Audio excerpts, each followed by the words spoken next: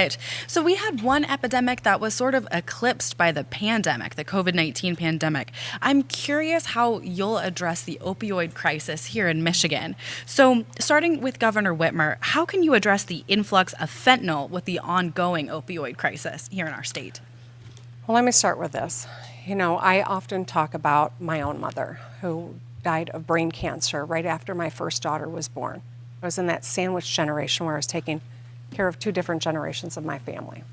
And I know how hard that was. And that's why I've worked so hard to expand access to health care. I worked with my predecessor, Rick Snyder. When I was in the Senate, we got Medicaid expansion done. And today, 1 million more people have health care because of that work. There is no question that we have got an opioid crisis in this country.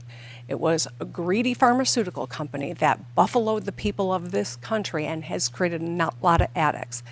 That's why the resources that we are putting into addiction treatment, the resources that we are putting into ensuring more people have access to health care is so incredibly important. This is a space where we've got more good work to do, but we are making progress. Mrs. Dixon? Well, we've seen a massive increase in overdoses. 2021 was the highest number we've ever seen. And we can directly correlate this to the Whitmer-Biden policies of having an open border. We know that drugs are pouring across our border every day. We've seen overdoses rise since this administration took office. It's been devastating, and that's why I've presented my Safe State plan to put $1 billion new into policing, to make sure we have enough police on the streets. I just went to the Oakland County Crime Lab the other day. The woman there was testing two giant blocks of cocaine, and then she pulled out one of fentanyl. I said, where did that come from? And she told me it had come from just down the street in Pontiac at a house.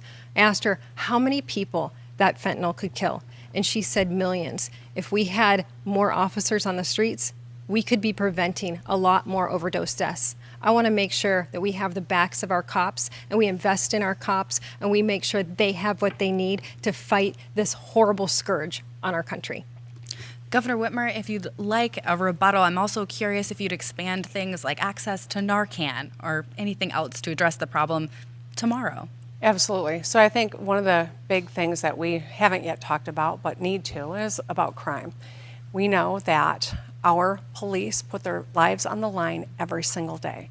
I, as governor, have made too many phone calls, attended too many funerals. And that's why I have delivered over $1 billion more for law enforcement in Michigan, to recruit, to train, to make sure they've got the wraparound support so that they can do their job. It is a hard job. But this is, I think, one of the most important things that we haven't really yet talked about. Thank you, Governor. Mrs. Dixon, Narcan?